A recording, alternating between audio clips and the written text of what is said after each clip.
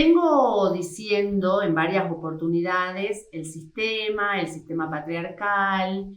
Entonces es necesario también conceptualizar este sistema, ¿sí? ¿Qué significa o qué es este sistema patriarcal o patriarcado simplemente, ¿sí?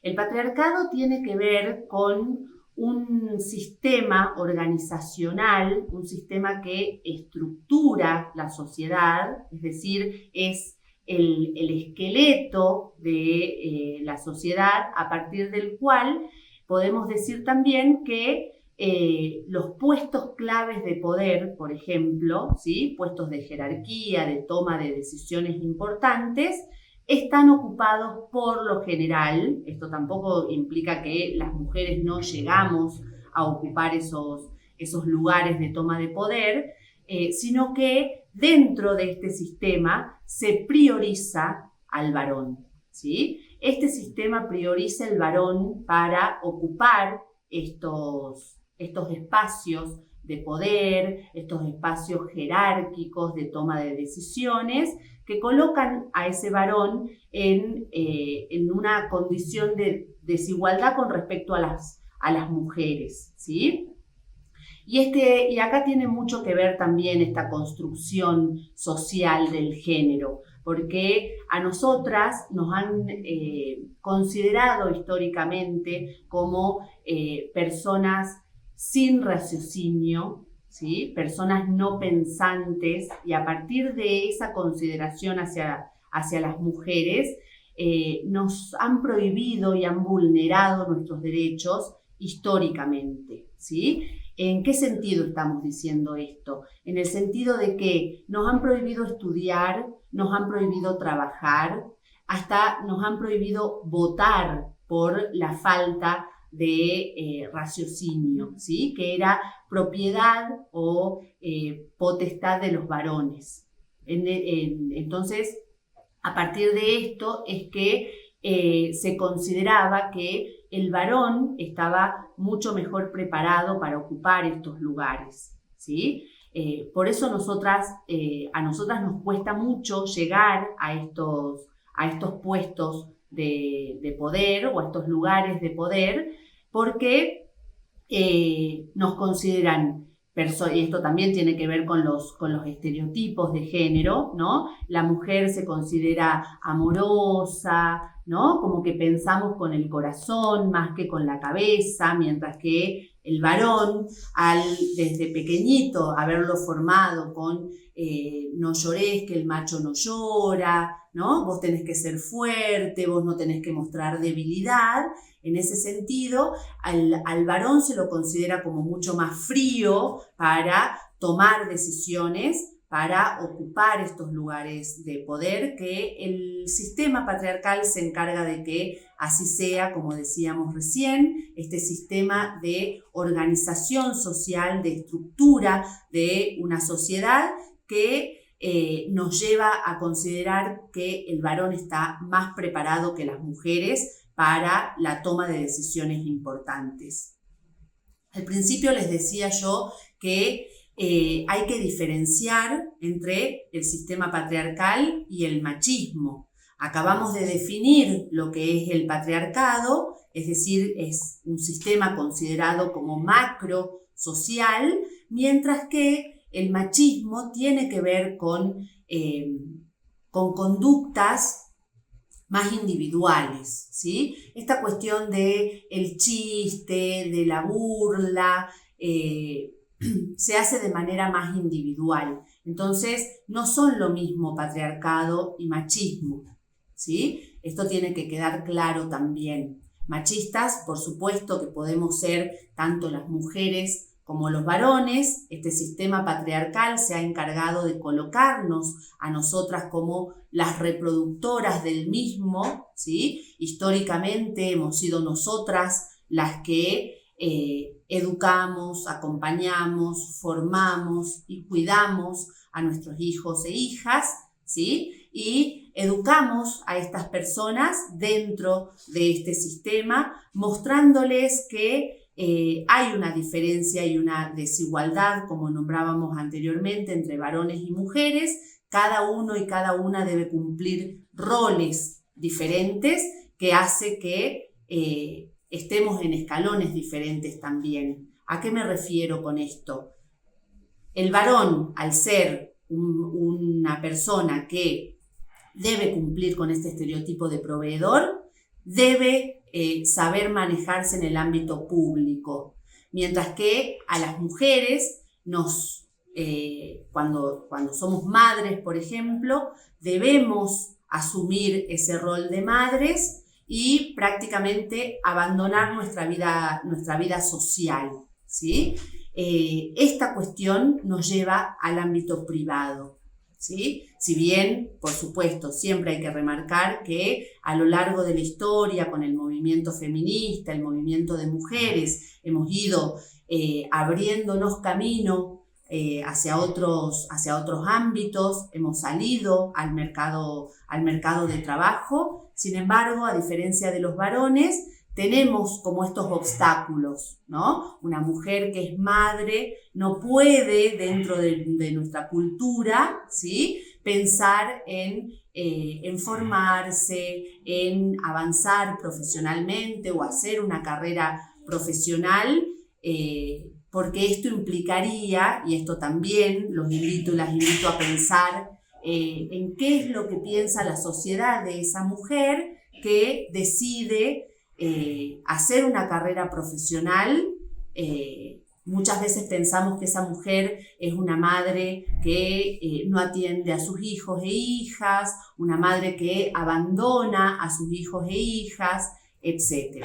¿Sí? Habiendo revisado, hecho este recorrido conceptual, ¿no? Habiendo revisado lo que significa el sexo, el género, los roles, los estereotipos, el sistema patriarcal y su diferencia con el machismo, ahora sí llegamos al concepto de perspectiva de género, ¿sí?, que es lo que nos convoca en este primer módulo de la formación de Ley Micaela.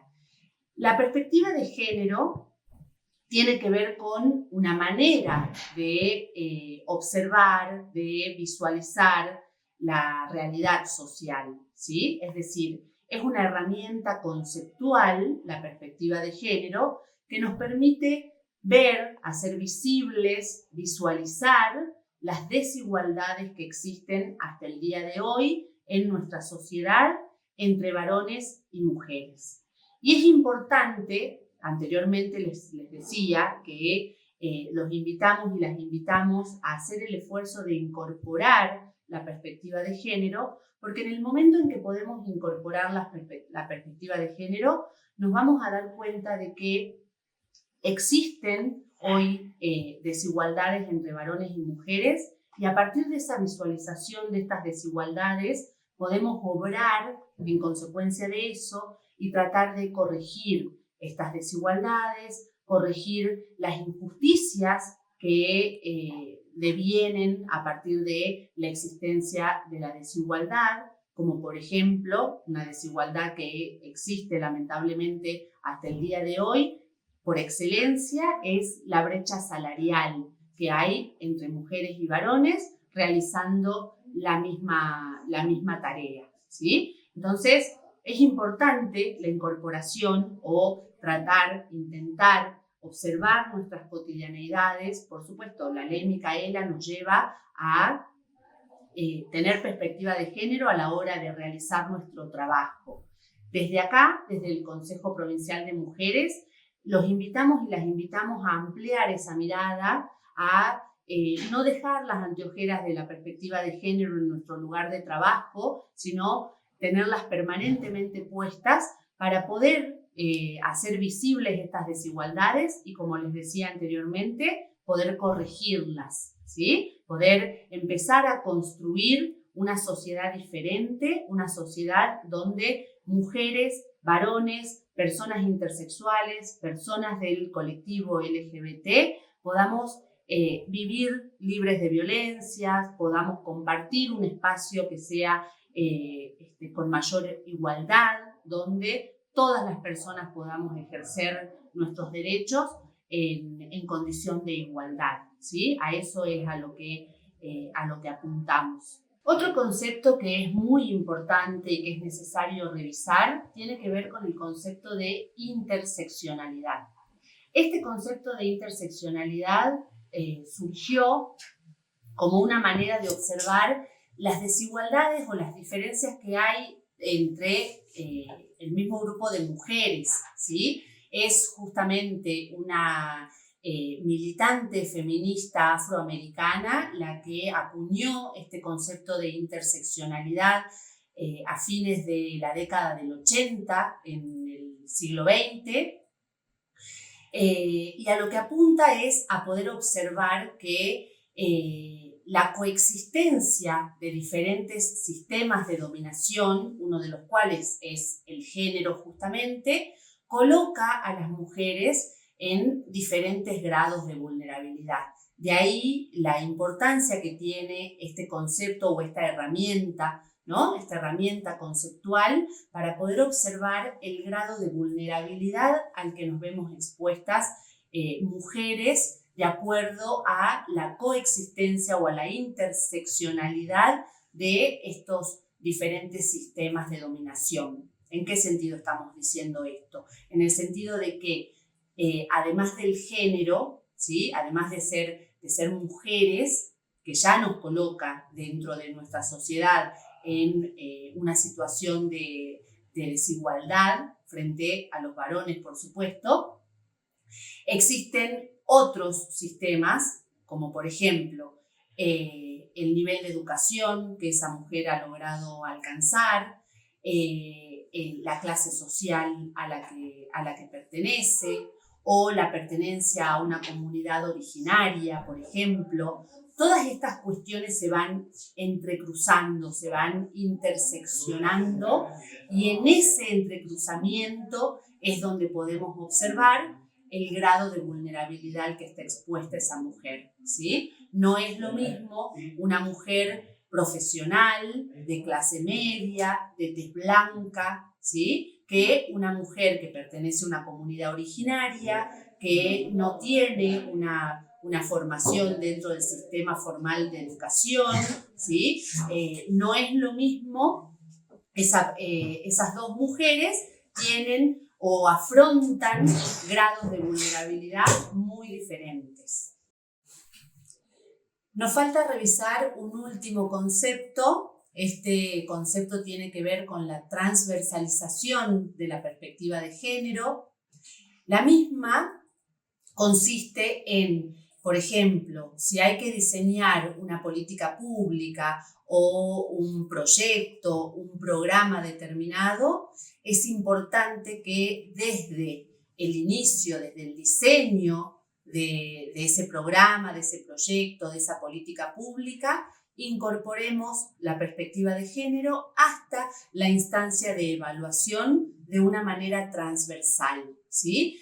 Esto nos va a permitir visualizar, como decíamos en la definición de la perspectiva de género, visualizar desigualdades, ir corrigiendo esas desigualdades en la medida en que avancemos con esa política pública, con ese proyecto determinado, para lograr, al finalizar en la implementación de esta política pública o de este programa o de este proyecto, garantizar el acceso de manera igualitaria tanto a los recursos como a los beneficios que trae ese programa, ese proyecto, esa política pública a varones y a mujeres, ¿sí? La transversalización de la perspectiva de género nos va a garantizar, si lo hacemos así, ¿sí? Si controlamos a lo largo de el diseño, la implementación, la evaluación de esa política pública, nos va a garantizar que tanto varones como mujeres